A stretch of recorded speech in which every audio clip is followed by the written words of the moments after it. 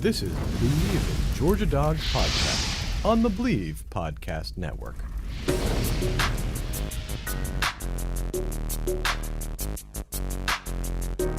Scored a touchdown earlier on a direct snap. Now it's Michel's turn, running all the way. Gets to the edge. Sonny Michel will send the Dawgs home to the championship game.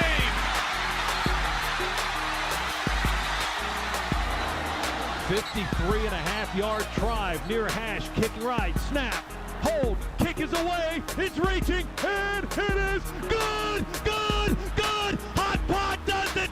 All right, Hot Pod. Dawgs with an up and out, wide open. Touchdown. Israel Troop.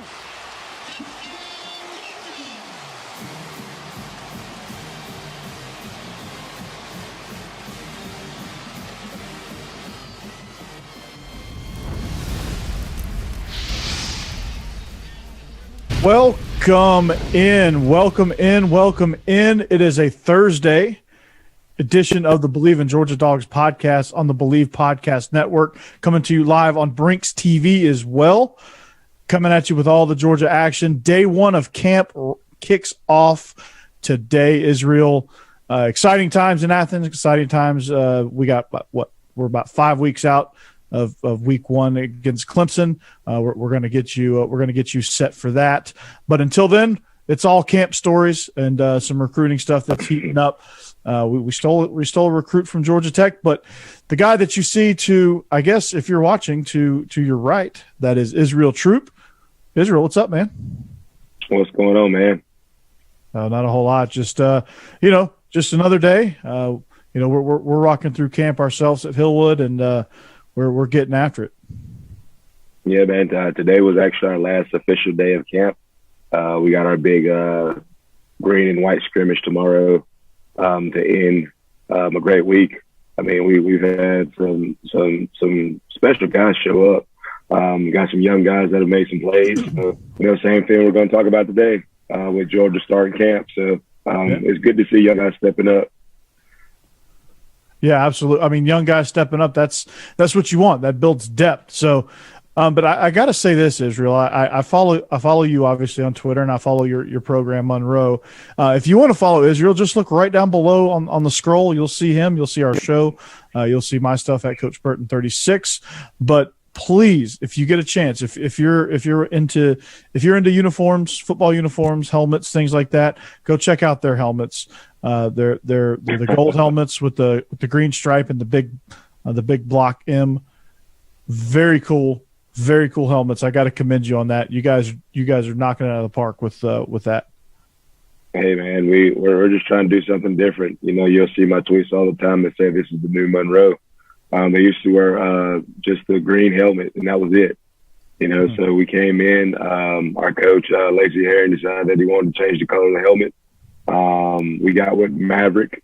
They did our stickers. They did the stripe and the front and back bumper along with the side logos. So they hooked us up, and as you can see, they look real good. We also have the tornado, kind of like how Georgia does the bones for great plays. We have the tornado that are going to go on the back too for those guys who do exceptional things on the field. So a lot of incentives for these guys, and it's a change of what they're used to. So it's always great.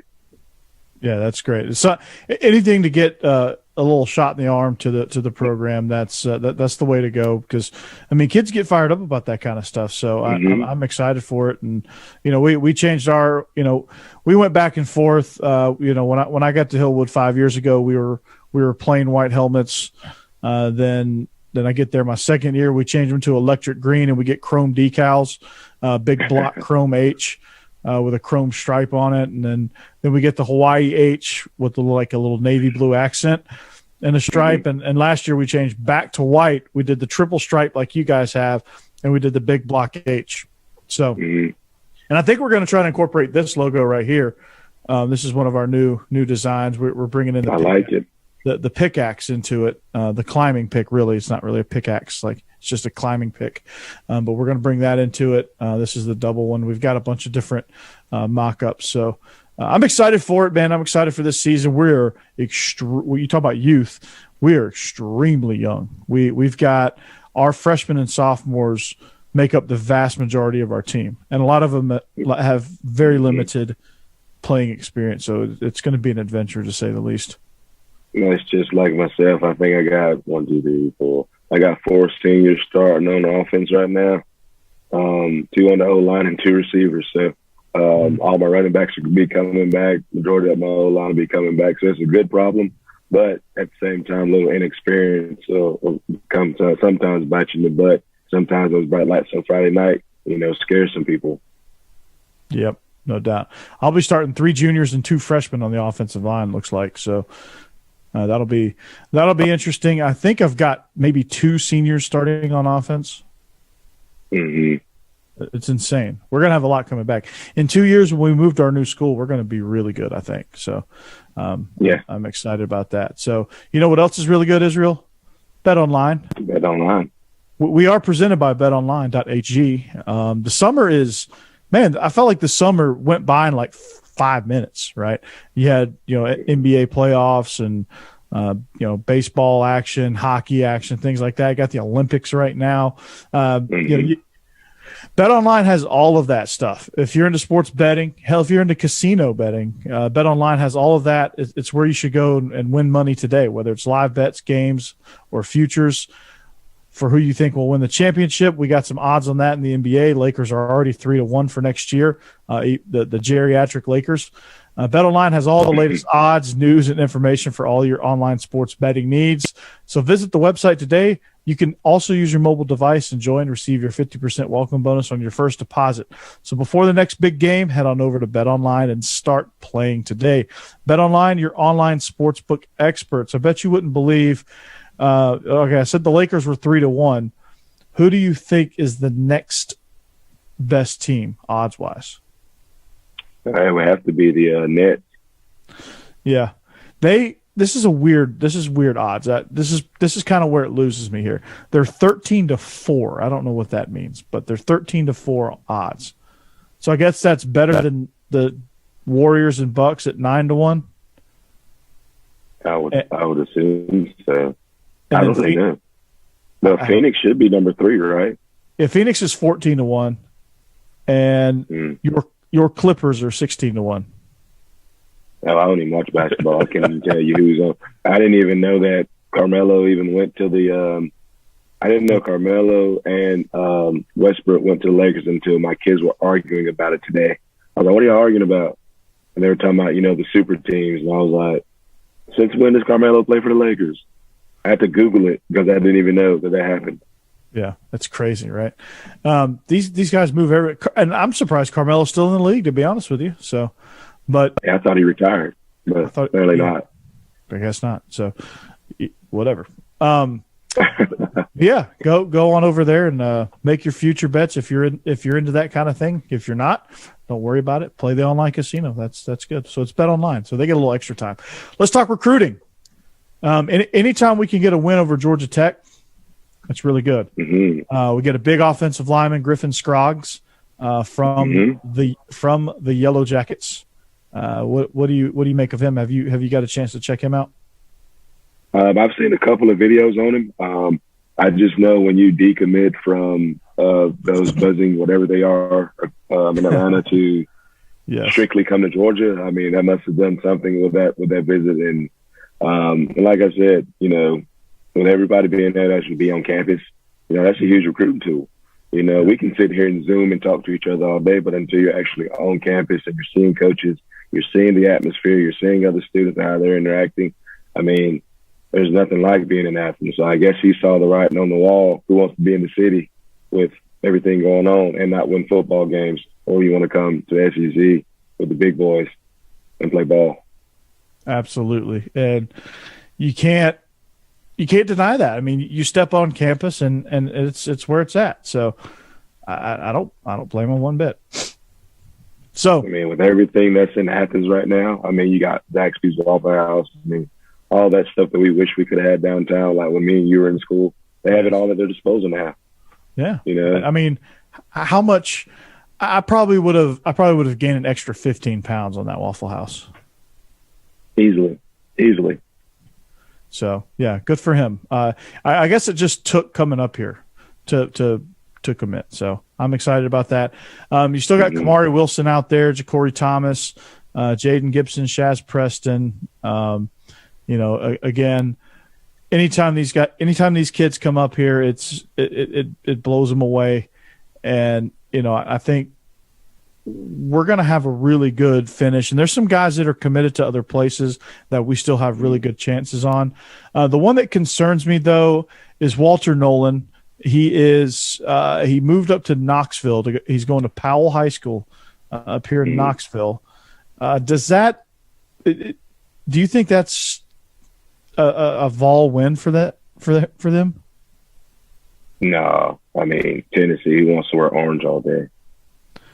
He wants to wear that color orange. Yeah, I get it. And be with, and you got to think, and I would put it in a situation if it was my son. I just want to think about, hey, you're going from a program that they don't even know like what they want to do, and then you got Georgia. So I mean, at the end of the day, it's your decision. I want you to be happy wherever you go. But for me, it would be, look at the all-around body of the program. Yes, Tennessee is going to be better.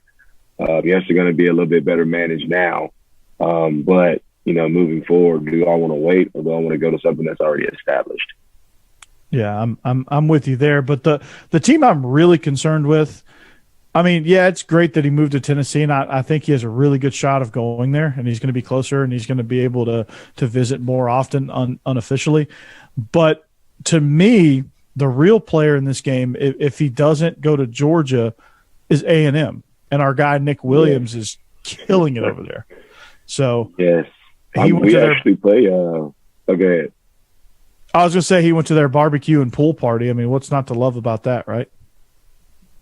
I mean, it's barbecue and pool. I mean, what more could you want? I said this in one of our podcasts earlier. Losing Nick Williams to A&M is going to be a problem, and it is proving to be so. We actually played Bowie. He played. He's at Bainbridge. We actually played him this year. So when we play him, I'm going to make sure I have a conversation with him. Yeah, make sure. Hey, come on over here. Let me talk to you. Yeah, tell Coach Herring that you need to wear a Georgia hat or like go buy you those new Nike Zoom Georgia shoes or whatever, and just go and like slip some Georgia gear to him, like and mention something. There you go, Israel. See, you're working for Georgia already. That's great. Hey man, they just need to put me on the payroll. That's right. It's not illegal now. No, it's not. I'll call Kirby. But I'll get you hooked up, right? So, yeah. But I mean, recruiting's heating up, and this is this last recruiting blast before the season starts, and it's going to be interesting now. NIL is going to play a big part into that, and we'll, as all of this stuff unfolds, we'll see how it plays into it. It's kind of hard to predict now, but fall camp started, Israel. We got to get into that, man, because there's a lot of things happening with fall camp, and the first thing is I'm fired up about this receiver group, and so is Roman Harper. He went on ESPN. Love Roman Harper. Love watching him on the SEC network. He's really good at what he does. He called this Georgia receiving corps the most dynamic in the conference, in the SEC. And to say that without George Pickens bodes extremely well for the Dogs. Yes, I'm looking at the depth chart now. You got Gilbert, you got Rosemary Jackson, you got Donnie Mitchell, you got Burton, Arian Smith, Blaylock's coming back, Karis Jackson, LeBron James, and Darnell Washington. You got Fitzpatrick, Brock. You got so many weapons at your disposal here between the tight end and receiver position that it's ridiculous. And then you look down the board: sophomore, freshman, sophomore, junior, in Jackson, redshirt freshman. These guys are coming back. Yeah. So you got to think about the talent level that's coming in and the talent level that's already there and what's coming back. Then you get Pickens back for at least another year. Lord's willing, he heals. Do you think he comes back though? So, do you think he comes back? I mean, honestly, he tore it soon. He tore it early in spring. Yeah. And I know Ron Corson, and I know he's been rehabbing. So it wouldn't surprise me if he did come back. I guess with NIL, it doesn't matter as much. Like these guys may not jump as quickly. So I could see both ways. But to me, as soon as he tore his ACL and he was out for the season, I was like, man, we'll never see George Pickens again, because once he heals, he's just going to go out to Arizona and train for the draft and let's go. Yeah. But I mean, NIL, I see that. I still don't think he's going to come back, but that's okay. I think he will. I think he has too much to prove. Last year was a down year for him, in my opinion. Not from, him being a player, but, he had the incident where he was just a little immature the year before. And to me, I think he had a lot to prove. And he really didn't get to, consider our quarterback situation. But at the end, he turned it on. And then, you run into this with, torn ACL. So to me, I think he has a lot to prove. And if he's about there like I know and think he is, I think he'll come back for at least one more to ball out with these guys. Because when he comes back, the whole receiving corps is coming back. So now you just added another wrinkle. Oh, it's a hell of a wrinkle if he comes back. So when you talk to Bowie, make sure you stop back in Athens when you report and talk to George. So make sure he comes back. I really like it. I really like it, and I would love that if he came back. But who's going to win the battle at the X position in his place? Is it going to be Eric Gilbert? Is it going to be Jermaine Burton? Kearis Jackson's more of a slot. Is it going to be Arian Smith? Who plays that X role primarily? Right now, if I was going into it right now, I think Donnie Mitchell's the guy right now, simply because of spring. He seems to grasp the offense a little bit better. So without even just thinking about it, that's who I put there. But we all know that Eric Gilbert, the reason why he came to Georgia is to play a receiver. He doesn't want to play tight end. So, of course, they're going to put him there first. And rightfully so, because, he's a baller. We're not going to – we can't deny that. But it's going to be a battle. I think even if Eric does start and you put Rosemy in, you put Mitchell in, you don't skip a beat, So no, you don't. Not at all. I think it's just going to be a battle whose name gets called out, at the beginning of the game, pretty much. 'Cause I think all three of them are going to play no matter what. So I think it's just one of whose name they're going to call out at the beginning of the game, right after the trumpets are sounded. Yeah, you can do different things with those guys. You run a lot of comeback routes, a lot of in breakers with Gilbert. Take the top off with Mitchell. Give him some jump balls. Give him some slants. Let him catch and go. You get Jermaine Burton. You have him run some what they call transcontinental concepts and things like that, and some double moves, and so you got some dynamic stuff and some different things you can do with those guys. So I'm excited for it, man.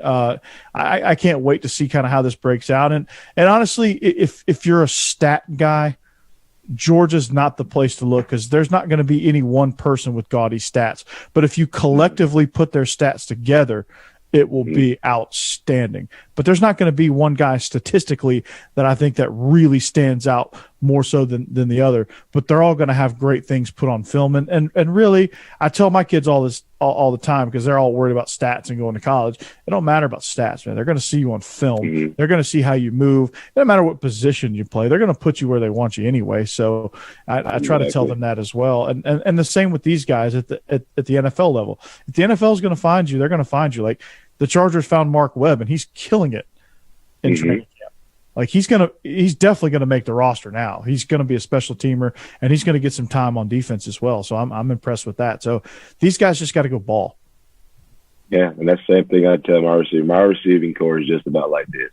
And I got 2 seniors that can get it, and I got a junior and a sophomore. Well, 4 sophomores that can really play too. So my depth chart kind of looks like this. At any point I can roll 4 receivers out there. At any point I can put my tight end out there. Kind of like with Darnell Washington in that situation. So I tell my guys all the time, some games it's going to be your night. You're going to have 150 yards, 2 touchdowns. And some days it's going to be you blocking on the perimeter, things like that. So, you just take advantage of your opportunities. And right now, it's a lot of opportunities for these young men right here. Because, think about this. You got Eric Gilbert. You have Jermaine Burton, Kearis Jackson, and Donnie Mitchell on the field. All right? Them 4 come off. And then you got Rosemy, you got Aaron Smith, and you got Bleav, and then you got put Darnell Washington on the field. And then you take Gilbert. them off. Yeah. And then you got Darnell Washington, Eric Gilbert, Brock Bowers, and Fitzpatrick on the field. I mean, look at how many combinations. I just named 14 personnel. Love it, man. Love it. The 14 personnel package, and it's as dynamic as it can ever be. God Almighty! When is it? August? Is it September 4th yet? Good Lord! Oh my God! As a play caller, it's just like, how do I get the ball to each and every one of these guys? You know, as a play caller, this is fun because I can call anything and it's going to go into a baller's hand. You know, and that's how I feel like when I call plays right now. If I just my quarterback can just get you the ball and just let the man go to work. You know, exactly. And that's what I'm looking at right now. It's like, if we can protect long enough for JT to get the ball out, just throw the ball to him. Just a simple bubble screen like Jermaine Burton, or carries. I've seen the Donnie Mitchell. Just throw the ball up and let Donnie Mitchell jump into space and get it. Yeah. So I mean, it's scary how much talent that they have, and it's also scary. Talent can also get you fired, if you don't do well with this talent. So it's going to be interesting to see how we manage it. How do the egos kind of set into one another? Can we get along? How many unselfish players we have? All that kind of stuff just ties into it. Simply because you have so much talent and you have so much big playability on this team. Yeah, no doubt. And I'm here to watch it unfold. I can't wait to see it happen. And the receivers are going to be electric. You know who else is going to be electric? The DBs. I'm excited to see how this shakes out because you have such a mix. You have such a mix of veterans and inexperience that it really kind of balances it out. I mean, in the offseason, obviously we get cornerbacks De'Aaron Kendrick and Tyke Smith. I keep wanting to call him Kennard because I have a Kennard. And looking at the preseason depth chart, Tyke Smith looks to be playing that star position. Then you have Amir Speed, Kendrick as your corners. And then behind them, projected, it's Keely Ringo and Jalen Kimber. Then at the safety positions, Lewis Seen and Chris Smith with Breeny, David Daniel, William Poole backing them up. So with this secondary, how do you see it shaking out?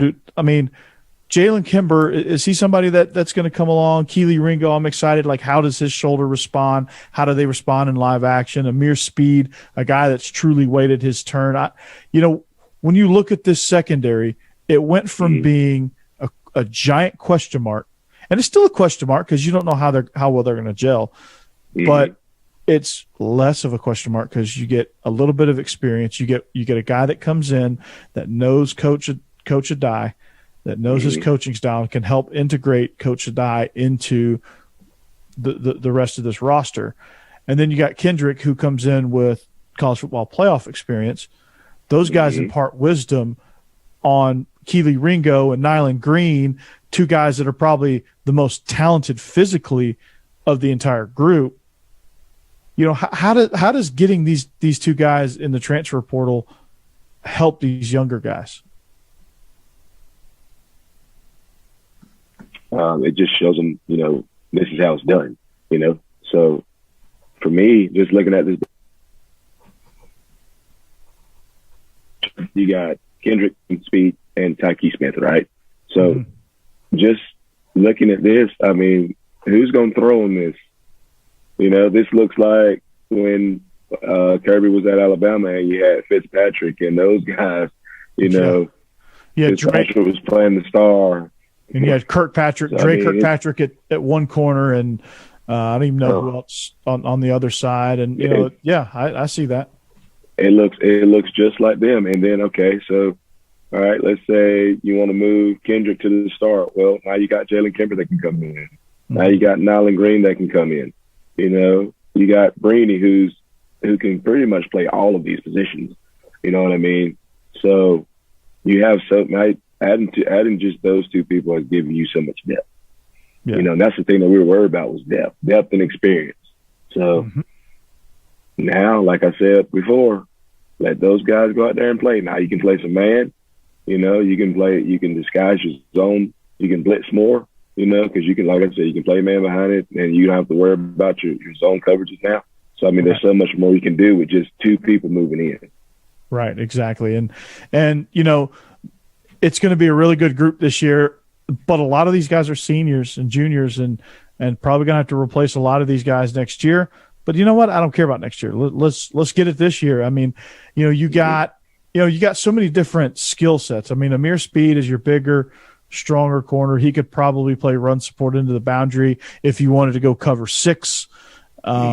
You know, if you want to line it up, open it up and go cover 1, cover 0 and get some blitz packages in, throw Keely Ringo in there. He can run with anybody. Kendrick, you know, Tyke Smith playing in the nickel star or whatever you want to call that. Lewis Seen playing down in the box and just lowering the boom. Breeny comes in. It is a great breath of fresh air. He's so versatile at the safety positions, and he's good enough. He can cover slot receivers and tight ends at the star position. He's great in the run support. He had a really, really good bowl game, I thought, Latavius Breeny, and I'm excited. The one that I want to see kind of get a fire lit under him and find a spot for him, and hopefully he performs, obviously, is William Poole. He's a guy that intrigues me. He should be a lot further along, but to me, it seems like he's gotten passed up by a lot of these other guys. You know, that just comes with, you know, do you get complacent, you know, just thinking that it's your turn, and then next thing you know, Tyke Smith is moving in. You know, Kendrick is moving in. You know, so, you know, you can never wait till it's your turn. You know, you just got to go out there and take it. I thought he's competing. If he wasn't competing, we wouldn't even be talking about him right now. You know, and I know Coach Smart wouldn't be going for that. So, I mean, the rotation of these guys can be ridiculous. Like you said, you can come down and play. I'd play man with these guys. You know, you just got to show me you can beat me, because we got the best front 7 in America right now. So you just got to show me that you can beat me over the top, because I'm going to send I'm sending 5 or 6 every single play. You know, I'm going to play zone behind it. I'm going to play some man behind it, and you just got to show me you can beat me. You know, because I'm guarantee you one of those front 7 guys is going to get to you before you can get the ball off. Exactly, and that one of those front 7 guys is going to be Adam Anderson. Let's jump to the linebackers then. Well, you know, we talk about front 7. Let's go ahead and jump into the linebackers. We look at, you know, we know the starters, right? Adam Anderson, Nolan Smith. They're going to be great. They're going to get after the passer. Nolan Smith is going to be going to play the jack position, and Adam Anderson probably the Sam, or it might be flipped. Then you have your Money and your Mac, which I love these names. Quay Walker and Nakobe Dean. Dan Lanning gets a lot of credit here for naming the defensive players. That gets these guys fired up about it, right? Yeah. So we know our 4 backers, and we know what they bring to the table. Anderson could very easily jump into that star position too, you know, against a run heavy team. But you know, we got to look at what's behind him at the linebacker position, and what's behind him. I'm excited about. And I'm really excited about these young guys that come in and can get some time, like Xavier Sori, Smale Munden, MJ Sherman, are 3 freshmen that I think, and we'll talk more about them. We're going to kind of blend our freshman segment with our linebacker segment, because really it's going to be a youth movement behind the starters. So why not get into it? So Robert Beal, Channing Tindall, I think they're nice players. Certainly guys that can come in and get some quality minutes, but you know, you're going to be playing Dean, Walker, Smith, and Anderson most of the time. But you know, of these backups, and also Ryan Davis possibly, of these backups, you know, who's going to make the biggest impact? You know, is it going to be Smale Munden at the Mac position? Is it going to be Xavier Sori at Sam? You know, what do you see with these backups? I see Munden being the very first one on the field. I got a chance to see Chaz Chambliss play at Carrollton, and that he can get after it now. He's a really good player. But like you said, I think these younger guys are going to get in a lot faster than, you know, your Channing Tindall, you know, or your Bill. Now, not saying that they won't, that they will or they won't, but just from a talent standpoint, I'm probably going to lean on the fact that I would rather a freshman get in and make a couple mistakes and learn those first 2 games. So the rest of the season, I don't have to yell at him anymore. And then I have to worry about a senior who's making mistakes, you know, and who's going to be leaving after next year. You know what I mean? So I would see, you know, I've seen Munden in person. That kid there, oh my God, that's a physical specimen. And ain't no telling what he looks like now after being, you know, in the weight room now. So, you know, just seeing this, you know, we can go to work with, you know, Adam Anderson, like you said. He can go to the star with a run heavy team. He can actually play pass coverage. I mean, it's easy to play in the flat, you know. And like you said, I love these names, the Mac and the Money. You know, I just call him Mike and Will. Yeah, you know, I mean, so keep it simple, right? But I'm gonna, you know, Dan Lanning, I'm gonna steal this, right?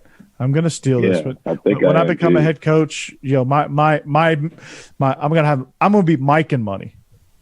Yeah, it's gonna be Mike and Money. You know, my money guy is going to be my fast guy, and my sure tackler. And then I might even go a step further and rename Sam and Jack too. So I'm going to get really funky with it, man. So I really like these linebackers, man. I think, and we got some more guys in the fold. You know, this position, this defensive front position is going to be outstanding. I want to take a minute to gush on the defensive line. Travon Walker, Jordan Davis, Devontae Wyatt. I don't know if you know this, but Devontae Wyatt squatted, I don't know, 600 pounds. Yeah. Jalen Carter. I mean, you got 4 guys right there for 3 spots. That's going to be outstanding. Zion Logue is somebody that's going to get some run. Timon Mitchell is and Nazir Stackhouse are going to be some guys that get some run. But we got plenty of time for camp storyline, so I'm not going to jump into the defensive line. I just want to give him a shout out, especially Jordan Davis. He's one of my favorite guys. So let's talk about the diaper dandies, as old Dickie V would say. You know, which ones do you see making the biggest impact? And I say that because I wanted to talk about Amarius Mims first, because there's some battles on the offensive line, and projected starters are Jamari Sawyer starting it off at left tackle, Justin Schaefer, Warren Erickson at center, right guard Tate Ratledge, and right tackle Warren McClendon. Hot on their heels is Broderick Jones and Amarius Mims at the tackle spots. You know, you got to think that one of those guys has a chance to get in that left tackle spot or that right tackle spot. I would love for them to be able to do that so Jamari Sawyer can go back down inside. But let's talk about Amarius Mims. What does he need to do? And we could even include Broderick Jones because he's a redshirt freshman. But what do these 2 guys need to do? Who's better? You know, how fast do you think they can pick up the playbook? That's what it's going to be. Who can pick up the playbook fast enough? Like you said, we would love to see Sawyer back in the middle. I mean, that's just kind of how we want it, you know. So if I'm looking at it, Amarius Mims can he can play guard. You know, so he can push Tate Ratledge for that right guard position. Yeah. I mean, he can play tackle, you know. So, I mean, it just depends on what combination you want to use him at. He's a smart enough player. He's a good enough athlete to do so. All right, so say if he plays right guard and then you put Broderick up at left tackle, I mean, look at our line now. You know what I mean? So it's so many ways that you can play. It's like musical chairs apart. But you also want to build some continuity between those offensive linemen too. You don't want to keep changing them every week, change them every couple plays at practice to where they don't get to play with each other. You know what I mean? So you have to find the right set, you know, lineman that's going to get the job done. I think you work Amarius Mims in, you know, kind of see where he best fits at, and I think you roll with it after that because. I mean, those are some big, heavy, beautiful bodies up front that's going to have to protect and going to have to come off the ball and maul some people. So it's just a point of putting them in the right spot with the right combination and making sure that, all right, if one goes down, you put one in and you don't skip a beat. Absolutely. I mean, the big skills, baby. That's what I love, man. You know, the tackle position has become a skill position. But I think Amarius Mims, if he figures out the nuances of this playbook, the checks, the adjustments, and what ifs, if then statements, things like that. If he can figure that stuff out, he's talented enough. He can be all conference. He can jump in there. But that's going to be the biggest key is learning the playbook and the nuances and adjusting to the speed of the SEC. And Clemson is an honorary member of the SEC as far as talent goes. So he's going to get a really big dose because he'll play against Clemson. Yes. Georgia's going to play 8 offensive linemen. I think Cedric Van Pran's going to play some at center as well. He's going to push Warren Erickson at center. But I really like Tate Ratledge and what he's been able to do coming into that guard spot. He's really kind of taken that over a little bit. And so I really like what he's been doing. I love Warren McClendon. I just don't think he's going to hang on to that right tackle spot. I think there's some more athletic guys there that I think can overtake. Like Broderick Jones, I think will be your starting right tackle week 1. But Mims is somebody that can come in and really make things interesting. You're going to see throughout fall camp, Coach Luke is going to try some different combinations of offensive linemen. He's going to try whatever he can to get Jamari Sawyer inside so he can get those big athletic bodies with Mims and Broderick Jones bookending the offensive line. So I can live in a world where it's Mims, Sawyer, whoever at center, Van Pran or Erickson, Schaefer, and Broderick Jones with Tate Ratledge coming in relief. Mm-hmm. So I could see a world where that offensive line exists. So I'm here for it. I'm here for those big, heavy bellies. I love them to death. I got some big, heavy belly babies of my own, and I say babies because they're freshmen. But my best one is a freshman, right? He's my starting left guard, and he's my second center. So he'll play both. He'll start at left guard. He'll play center also because my center is enormous, but he's out of shape. And so it sounds just like my center's name is Cheese, by the way. Big Cam. We have Big Cam as our center. Love the kid to death. He's a leader. He knows the playbook. He can direct traffic, and he can snap. He's good at gun snapping. So he's found himself a niche, and because he knows what to do and he's here every day, that's kind of how he's been starting. And that goes a long way. I mean, we're working on his footwork, and he's getting better. And I can't wait to see kind of how he progresses. But the point of all that was that I have a freshman starting at left guard, possibly a freshman starting at left tackle. So we'll see how that goes. And I'm excited for that. But for Georgia's offensive line, man, it's going to be great. But we got a few minutes left. A couple more freshmen impact. Adonai Mitchell, you mentioned him earlier. The one thing he's really good at that I thought he was going to be good at coming in, I thought he was going to be a little bit more raw. He's a little bit more polished than I expected. Just seeing him play and seeing how his school used him, I thought he'd be raw, but just because they didn't really need advanced route running with him. They just threw him jump balls, and that's how they thrived. And sometimes you get run the fade. Yeah, run the fade. And he's certainly good at that. He's great at jump balls. He's great at with the ball in the air. But he's really kind of in the spring game really impressed me with the nuance and the precision that he ran some of his routes with. Mm-hmm. I mean, you can tell. I mean, we threw the ball in the spring game 250 times. So I mean, you can already tell that that's going to be a staple of our offense now. Like I said, I hate to say this, I really do. But Kirby is starting to evolve like his old boss, and he is starting to realize you can't just play ground and pound in this league anymore. You can't line up in a power eye and just run power all day. No, you're going to have to throw the football. And I think we're starting to figure that out. You can already tell by the depth chart. I mean, you got, 6'5", 6'5", 6'2", 6'3", 6'5". I mean, across the board. When has Georgia ever had that many kids on the same team like that? It's been a while that you've had a consistent amount of guys that are averaging 6 foot above or taller. And there's a reason for that. It's because we want to throw those jump balls. We want to see guys move and get up and things like that. So, I mean, it's going to be fun to watch. I mean, I'm telling you, Adonai Mitchell showed me something. We already know what, Gilbert can do, with him being at LSU. We already know what Burton and Jackson bring to the table. Aaron Smith, Rosemary Jackson. I mean, these guys, and Blaylock's coming back. So, I mean, we already know what he can do. So, I mean, this is a scary offense. And like I said, it's the same kind of offense that can get you fired if you don't use these horses correctly. Yeah, no doubt. And, looking at UJ Sports, because that's where I go. Those are my people. Dane Young, Anthony Dasher, Roddy Nabulsi, Blaine Gilmer, Jed May. Those guys do a phenomenal job. They came out with a projected preseason depth chart, and they listed 3 wide receiver positions: the X receiver, the slot, and the Y receiver.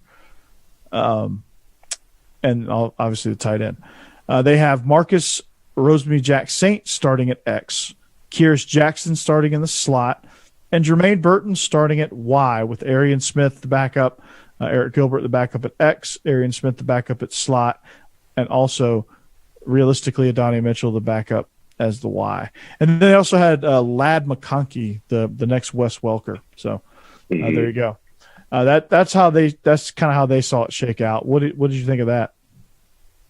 That actually is what I would have thought moving forward, that Mitchell would be the starting X, Burton would move to Z. Burton would stay at Z, Adonai would go to X because that's what Pickens played, and Kyrus would still keep his spot in the slot. So yeah, they hit it right on the head. But at the same time, you never know what might happen, because this is going to be fun to watch. Oh yeah, they're all. You literally have 9 receivers that you can play with, possibly 10. Yeah, that's gonna be fun. So it's gonna be fun. Depending on how fall camp goes. Every DB on our schedule better start running now, because they're going to be running a lot during the season. So as we wrap, I want to make sure you guys know that we are here on Brinks TV. We are on the Bleav Podcast Network. You find us on social media. We are a social media show. We can't function without you. So like and subscribe, share, retweet, whatever you got to do. Tell your friends about it, and get the word out that we are where it's at. We're we got an authentic point of view. We're coaches. We're former Israel is a former player. I was a former recruiting staffer. Our perspective is unique, and it's real, right? We don't sugarcoat anything. We try to be positive, but we don't sugarcoat anything. Yeah, we're as real as it can get. I mean, we're realists at the end of the day. And, being a football coach, that's what you have to be, and doing this podcast with you and, being with somebody who knows football and everything like that, it's been a blessing, because a lot of people I've talked to don't know football. They don't know. They just watch it. There's a difference between watching football and knowing football. Mm-hmm. And I hate people that watch football. Right. Because if you come up to me, all right, so you're going to come up to me and tell me that Eric Gilbert should be a tight end. Why? Have you seen the 3 tight ends that we have? Is that what you're going to tell me? Come on. That means that all you're doing is looking at depth charts and reading the blog. That means you haven't actually studied. You don't know what you're talking about. And then people get their feelings hurt when I say that. Mm-hmm. Man, you just hurt my feelings. No, I'm just kidding. You got real on me, man. I love it. No, but if you want some good I have to do that sometimes. I have to. If you follow me on Twitter, you realize I have to do that sometimes. You have to set them straight. When are you wearing the sweatsuit? I will not. Oh, my God. I saw one of my players had on a full windbreaker jacket, like the kind that they wore in 1980. Oh, no. Like the ones that, you see in the old music videos, and the ones they used to work out in. The swish pants and everything? Yeah. Yes, it was like fluorescent pink and neon green. I was like, what are you doing? It's 100 degrees outside. He was like, Coach, I like this style. I was like, yeah, but it's 100 degrees outside with sweatpants on. No, you need to go the Coach Searles route with the gray baggy sweatpants and the gray baggy sweatshirt, just gray on gray, pure sweat. I tried to find an old sweatshirt that I could wear at practice, but I can't find one. Because I was actually going to do that, wear a sweatshirt at practice and things like that. But I'm just looking at these kids like, you have on like a full sweatsuit. No, like last week, okay. So summer hit us last week. It's been gone for a while, but it hit us last week. It had a heat index of 120 degrees. Okay, mind you, like 5 of our players, full sweatsuit with the hoodie on, tied up in the front, right? Sweatpants and flip flops. Oh well, it's okay. They're wearing flip flops. I was like, you might as well put on a pair of shoes and socks. Yeah, you might as well put on the full get up. So, yeah, but that's going to do it for us, man. I'm excited. We'll be back at you next week. We'll have plenty to talk about, I promise. We'll share more camp stories, more camp storylines as they develop, and we're going to get out of here and let you have the rest of the weekend. And if you're starting school today, good luck. Have a great school year. We start on Tuesday. We're going to do it. You guys start sometime in the middle of October. So if you're listening and you're starting school, have a great school year. We'll see you back here next week. We are the Bleav in Georgia Dawgs podcast presented by betonline.ag, coming to you on the Bleav Podcast Network and Brinks TV. So long. Have a great weekend. And of course, go Dawgs. Go Dawgs.